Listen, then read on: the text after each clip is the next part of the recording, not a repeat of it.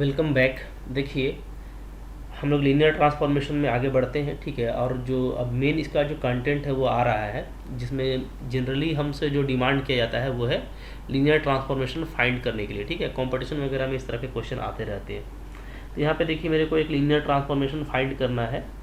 Are square से are square है, यानी टू डायमेंशनल रियल स्पेस से टू डायमेंशनल रियल स्पेस में है, ठीक है। जहाँ पे टी ई वन जो है आपको ये दिया हुआ है, ई टू ये दिया हुआ है। E1 और E2 आपका यूनिट वेक्टर है इन R2, ठीक है ना, यानी टू डायमेंशनल रियल स्पेस। तो यहाँ पे देखिए, बहुत हम लोग सिस्टमेटिक तौर से इसको बनाएंगे। सॉल्यूशन देखिए इस तरीके से इसका किया जाएगा, ठीक है। जैसे हमको क्या निकालना है, हमको निकालना है लीनियर ट्रांसफॉर्मेशन, ठीक है। तो हम लोग ये करेंगे कि पहले डोमेन से कोई हम लोग एक पॉइंट चूज़ कर लेंगे। टू डायमेंशन है तो टू डायमेंशन में एक्स वाई चूज़ कर लीजिए। Let X Y belongs to, ठीक है, two dimensional real space R square, ठीक है। इसको ऐसे भी लिख सकते हैं या आप इसको ऐसे भी लिख सकते हैं, आर क्रॉस आर, ठीक है। कहीं अभी ऐसे भी लिखा रहता है, ठीक है ना। तो ये हम लोग ले लिए, ठीक है। देन हमको फाइंड क्या करना होगा, then we have to find, तो हमको फाइंड करना है, वी हैव टू फाइंड, हमको फाइंड करना है क्या, लीनियर ट्रांसफॉर्मेशन एक्स वाई, ये निकालना है, ठीक है। देखिए हम लोग इसको कैसे निकालेंगे। अब देखिए, E1 और E2 इसका यूनिट वेक्टर दिया हुआ है, बात समझिएगा। जैसे इधर मेरा जो डोमेन है वो मेरा आर स्क्वायर है, ठीक है। जो मेरा को डोमेन है वो भी मेरा आर स्क्वायर ही है, ठीक है। ये भी आर स्क्वायर है, ये भी मेरा क्या है, आर स्क्वायर, ठीक है। अब इसका मैंने कोई एक पॉइंट ले लिया है एक्स वाई, ठीक है। जबकि इसमें पहले से जो यूनिट वेक्टर है वो है 1 0 और 0 1, दोनों इसी का पॉइंट है, ठीक है ना। तो आप बात समझिए अच्छे से। ये 1 0 और 0 1 जो है, ये हम लोग जानते हैं कि ये क्या है, ये बेसिस फॉर्म करता है आर स्क्वायर के लिए, ठीक है। ये हम लोग जानते हैं, ओके। तो ऐसे लिखिएगा, सिंस क्या हम लोग जानते हैं, वी नो, ये हम लोग जानते हैं, वी नो कि जो वेक्टर है E1 और E2, ठीक है, ये क्या है, इस बेसिस, ये बेसिस है किसके लिए, ऑफ आर स्क्वायर के लिए, ठीक है ना। चूँकि ये बेसिस है, तो बेसिस है इसका मतलब है कि हम आर स्क्वायर के किसी भी पॉइंट को, ठीक है, क्या कर सकते हैं, इसके लीनियर कॉम्बिनेशन में लिख सकते हैं। ये जो है आर स्क्वायर को स्पैन कर सकता है, ठीक है। तो देयरफॉर हम लोग क्या लिखेंगे, देयरफॉर लिखेंगे हम लोग क्या, कि स्पैन ऑफ, मैं लिख देता हूँ शॉर्ट में, E1 E2, ये क्या होगा, ये इक्वल टू होगा आर स्क्वायर, ठीक है। इसका मतलब ये होता है, दैट इज़ क्या, that is each element of R square, ठीक है, can be written as linear combination of E1 and E2। देखिए अभी क्या है ना, हमारा जो ये टॉपिक है ये काफ़ी बेसिक से चल रहा है, ठीक है। आगे जब कंपटीशन वाली बात आएगी तो हम लोग तो बहुत फास्ट हो जाएंगे वहाँ पे। इसलिए मैं चाहता हूँ कि एकदम आपको स्लो लेके चलूँ स्टार्टिंग में, ताकि आपको सारा कॉन्सेप्ट क्लियर हो जाए।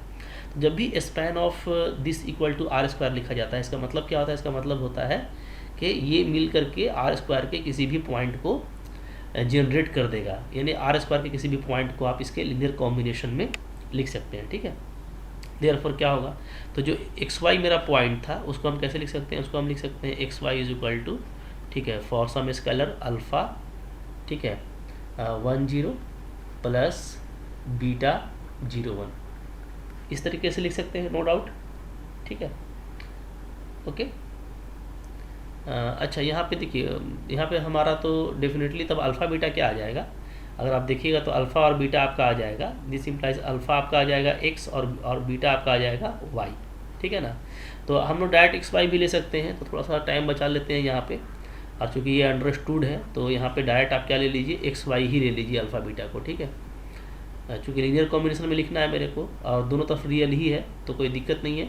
मैं यहाँ पर ले लेता हूँ, इसको हटा देता हूँ, ठीक है, इसको हटा देता हूँ। यहाँ पे मैं ले लेता हूँ x और यहाँ पे मैं लिख देता हूँ y। तो डेफिनेटली इसको सम करने से ये तो आ ही जाएगा आपका, ठीक है, ओके।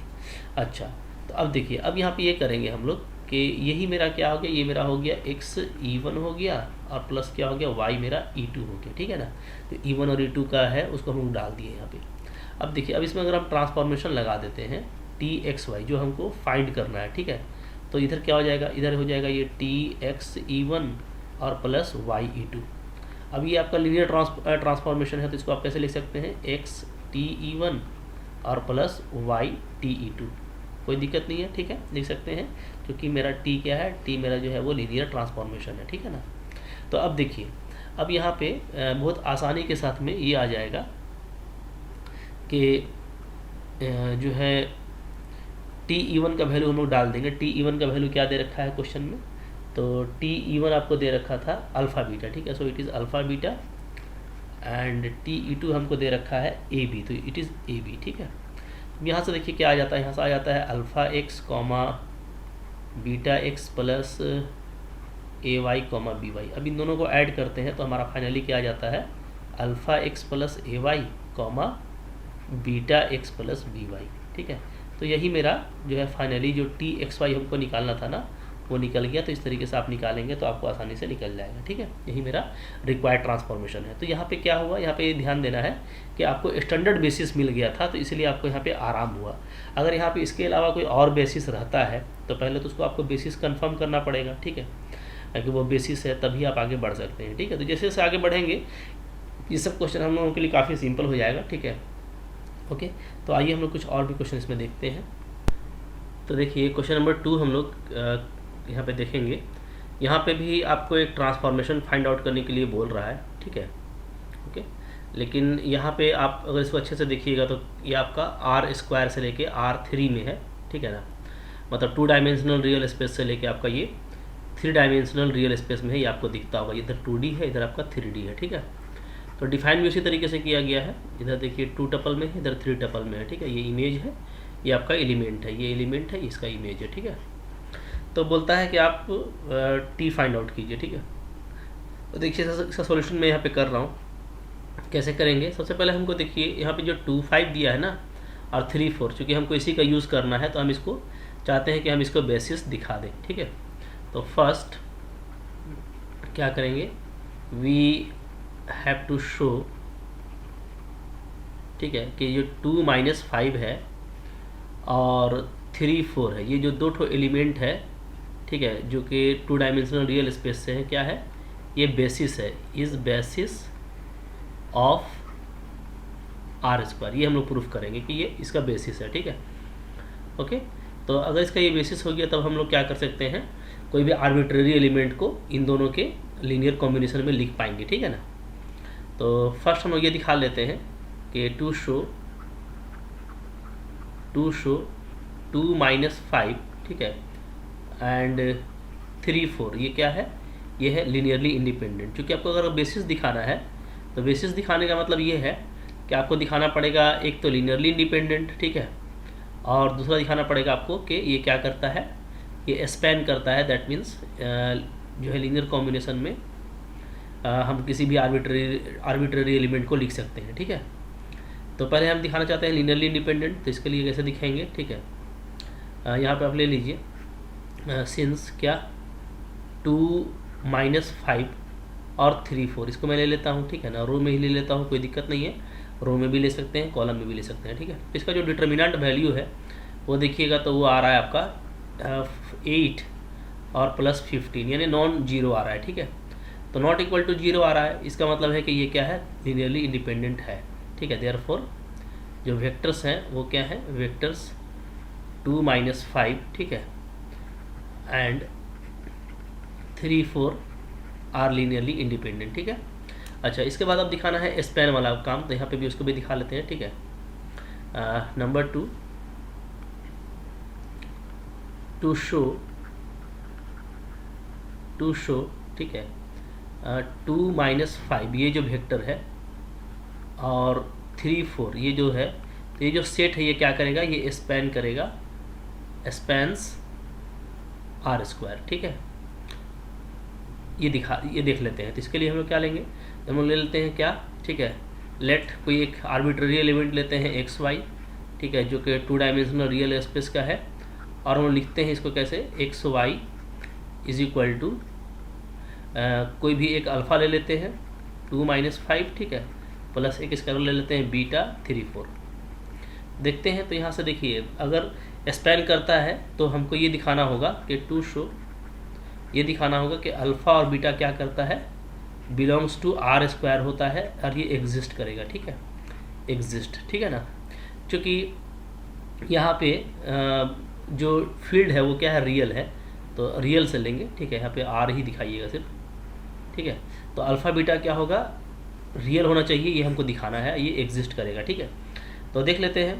तो आइए, वन इम्प्लाइज फिर से करिए, ठीक है। वन इम्प्लाइज क्या हो जाएगा, अगर यहाँ से हम जो है इक्वेशन को अलग करें तो एक तो होगा आपका, देखिए 2 अल्फ़ा, ठीक है।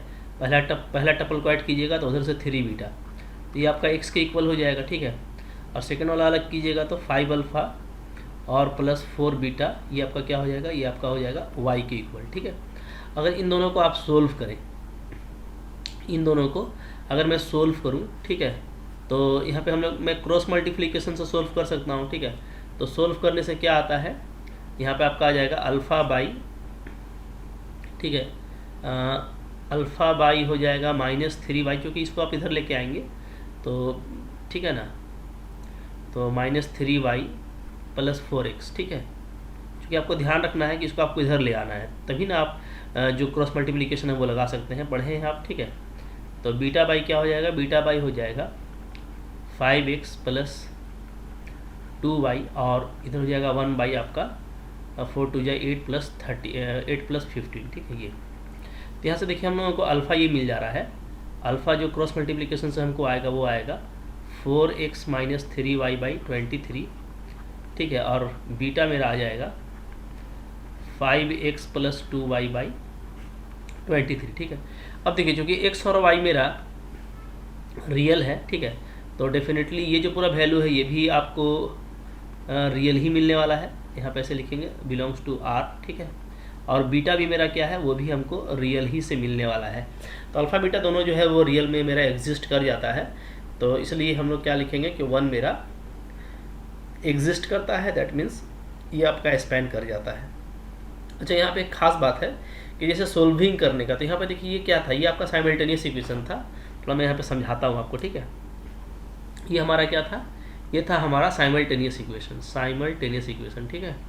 अच्छा, यहाँ पे अगर 2 इक्वेशन की जगह पे 3 इक्वेशन होता तो फिर आप क्या करते, तो आप क्रॉस मल्टीप्लिकेशन से तो नहीं कर पाते, तो यहाँ पे आप ऑगमेंटेड मेथड अप्लाई कर सकते हैं। तो मैं यहाँ पे बताता हूँ कि अगर आप यहाँ पे ऑगमेंटेड मेथड लगाते, ठीक है, मैट्रिक्स का ऑगमेंटेड फॉर्म वाला, तो आपका ये आ जाता, ठीक है। अल्फ़ा बीटा को सोल्व करने के लिए क्या आ जाता, हम लोग ले लेते एक मैट्रिक्स, हम लोग लेते, ठीक है, ओके। कैसा, जिसमें एलिमेंट होता आपका इस तरीके से 2 -5 3 और 4, ये कोएफिशिएंट हो गया, ठीक है। और ऑगमेंटेड फॉर्म में ले लेते हैं हम लोग क्या, x और y, क्लियर है। तो यहाँ से आपको अल्फ़ा बीटा आसानी से मिल जाता है। तो अब हम लोग इसको क्या करेंगे, इसको हम लोग रिड्यूस्ड इक्विवेलेंट फॉर्म में कन्वर्ट करेंगे, ठीक है। तो उसके लिए यहाँ पे कुछ ट्रांसफॉर्मेशन लगा सकते थे आप, जैसे R1 को आप ऐसे कर दीजिए 1/2R1, और R2 को आप कर दीजिए 1/5R2, ठीक है।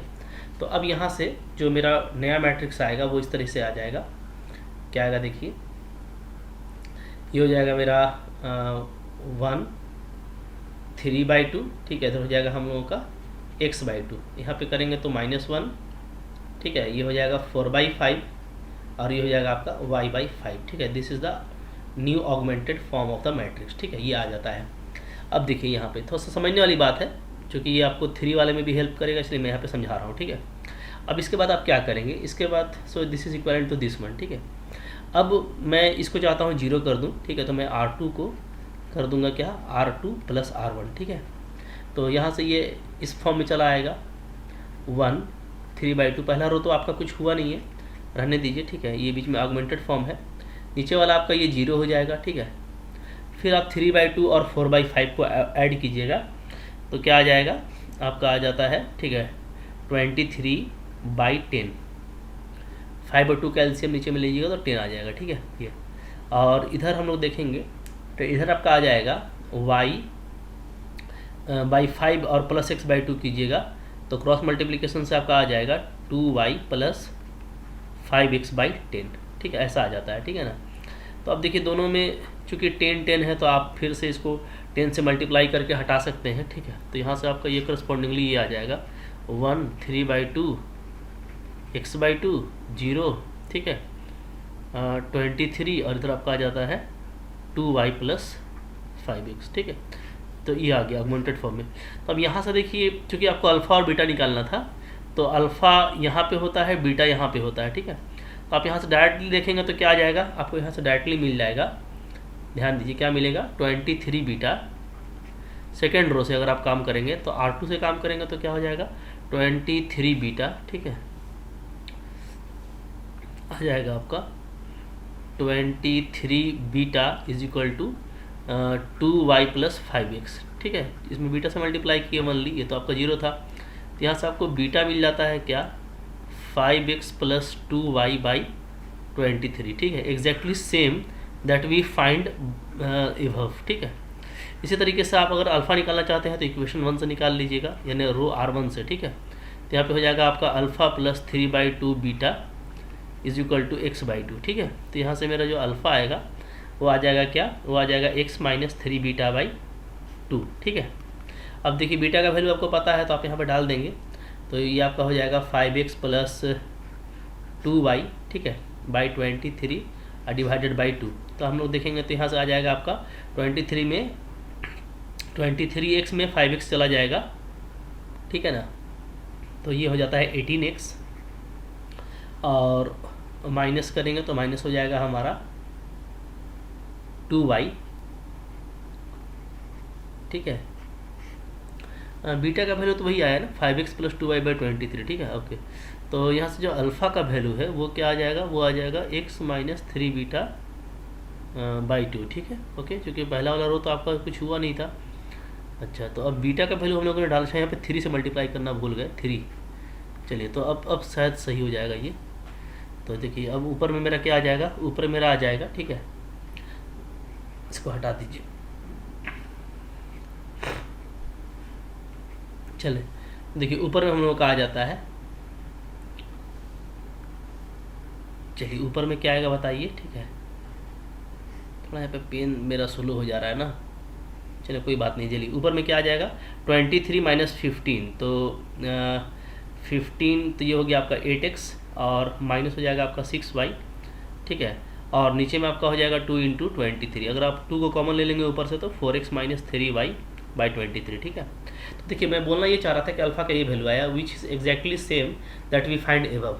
याद रखिए असल में ये 2 तरीका मैंने क्यों बताया है। देखिए अगर आपके पास में सिर्फ 2 इक्वेशन है तो 2 इक्वेशन के लिए तो आपके पास में ठीक है, आप डायरेक्टली ऐसे सोल्व करके निकाल लेना, लेकिन 2 से ज़्यादा इक्वेशन होगा तो आप ऑगमेंटेड फॉर्म में जाते हैं।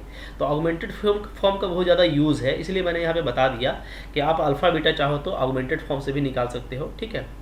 बट आपको जो ईजी पड़ेगा उससे आप निकालेंगे, लेकिन 2 से ज़्यादा इक्वेशन में आपको ऑगमेंटेड का सपोर्ट मिल जाता है, ठीक है।